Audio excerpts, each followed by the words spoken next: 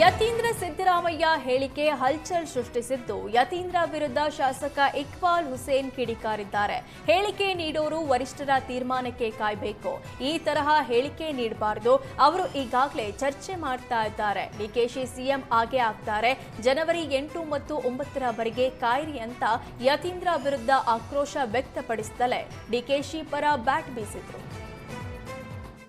ನಾನು ಮಾಧ್ಯಮದ ಮುಖಾಂತರ ಮನವಿ ಮಾಡ್ಕೊಳ್ತೀನಿ, ಇಂಥ ಸಂದರ್ಭದಲ್ಲಿ ಯಾರು ಇಂಥ ಹೇಳಿಕೆಗಳನ್ನು ಕೊಡಬೇಡದು. ವರಿಷ್ಠರು ತೀರ್ಮಾನ ಮಾಡ್ತಾ ಇದ್ದಾರೆ. ವರಿಷ್ಠರ ಬಗ್ಗೆ ಗೌರವವನ್ನು ಇಟ್ಟು ವರಿಷ್ಠರ ಮಾತು ಬಗ್ಗೆ, ವರಿಷ್ಠರ ಶಿಸ್ತನ ಬಗ್ಗೆ ಗಮನ ಹರಿಸಿ. ವರಿಷ್ಠರಿಗಾಗಲೇ ತೀರ್ಮಾನ ಮಾಡಲಿಕ್ಕೆ ಅವರೆಲ್ಲರೂ ಒಪ್ಕೊಂಡಿದ್ದಾರೆ, ತೀರ್ಮಾನ ಮಾಡ್ತಾರೆ.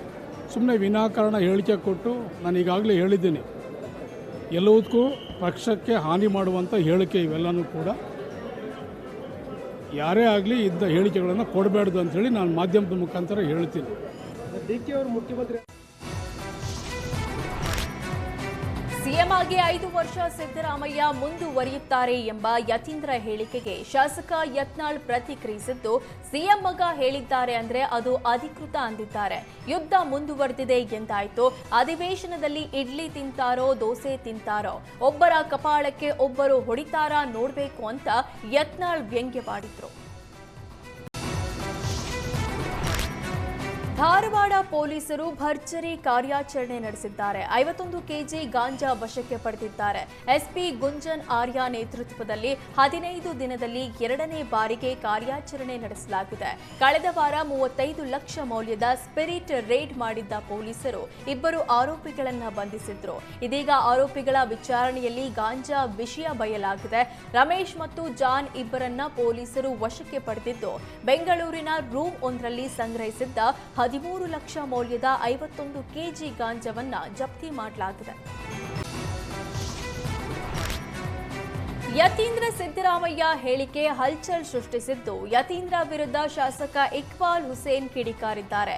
ಹೇಳಿಕೆ ನೀಡೋರು ವರಿಷ್ಠರ ತೀರ್ಮಾನಕ್ಕೆ ಕಾಯಬೇಕು. ಈ ತರಹ ಹೇಳಿಕೆ ನೀಡಬಾರದು.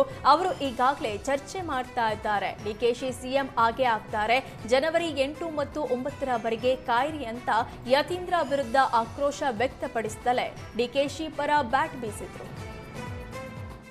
ನಾನು ಮಾಧ್ಯಮದ ಮುಖಾಂತರ ಮನವಿ ಮಾಡ್ಕೊಳ್ತೀನಿ, ಇಂಥ ಸಂದರ್ಭದಲ್ಲಿ ಯಾರು ಇಂಥ ಹೇಳಿಕೆಗಳನ್ನು ಕೊಡಬೇಡದು. ವರಿಷ್ಠರು ತೀರ್ಮಾನ ಮಾಡ್ತಾ ಇದ್ದಾರೆ. ವರಿಷ್ಠರ ಬಗ್ಗೆ ಗೌರವವನ್ನು ಇಟ್ಟು ವರಿಷ್ಠರ ಮಾತು ಬಗ್ಗೆ, ವರಿಷ್ಠರ ಶಿಸ್ತನ ಬಗ್ಗೆ ಗಮನ ಹರಿಸಿ. ವರಿಷ್ಠರಿಗಾಗಲೇ ತೀರ್ಮಾನ ಮಾಡಲಿಕ್ಕೆ ಅವರೆಲ್ಲರೂ ಒಪ್ಕೊಂಡಿದ್ದಾರೆ, ತೀರ್ಮಾನ ಮಾಡ್ತಾರೆ. ಸುಮ್ಮನೆ ವಿನಾಕಾರಣ ಹೇಳಿಕೆ ಕೊಟ್ಟು, ನಾನು ಈಗಾಗಲೇ ಹೇಳಿದ್ದೀನಿ, ಎಲ್ಲದಕ್ಕೂ ಪಕ್ಷಕ್ಕೆ ಹಾನಿ ಮಾಡುವಂಥ ಹೇಳಿಕೆ ಇವೆಲ್ಲನೂ ಕೂಡ ಯಾರೇ ಆಗಲಿ ಇದ್ದ ಹೇಳಿಕೆಗಳನ್ನು ಕೊಡಬೇಡ್ದು ಅಂಥೇಳಿ ನಾನು ಮಾಧ್ಯಮದ ಮುಖಾಂತರ ಹೇಳ್ತೀನಿ. ಡಿಕೆ ಅವರು ಮುಖ್ಯಮಂತ್ರಿ ಸಿಎಂ ಆಗಿ 5 ವರ್ಷ ಸಿದ್ದರಾಮಯ್ಯ ಮುಂದುವರಿಯುತ್ತಾರೆ ಎಂಬ ಯತೀಂದ್ರ ಹೇಳಿಕೆಗೆ ಶಾಸಕ ಯತ್ನಾಳ್ ಪ್ರತಿಕ್ರಿಯಿಸಿದ್ದು, ಸಿಎಂ ಮಗ ಹೇಳಿದ್ದಾರೆ ಅಂದ್ರೆ ಅದು ಅಧಿಕೃತ ಅಂದಿದ್ದಾರೆ. ಯುದ್ಧ ಮುಂದುವರೆದಿದೆ ಎಂದಾಯ್ತು.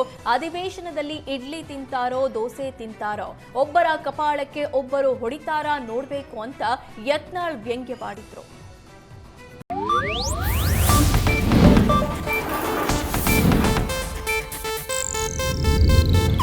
ಇದು ಏಷ್ಯಾನೆಟ್ ನ್ಯೂಸ್ ನೆಟ್ವರ್ಕ್ ಪ್ರಸ್ತುತಿ.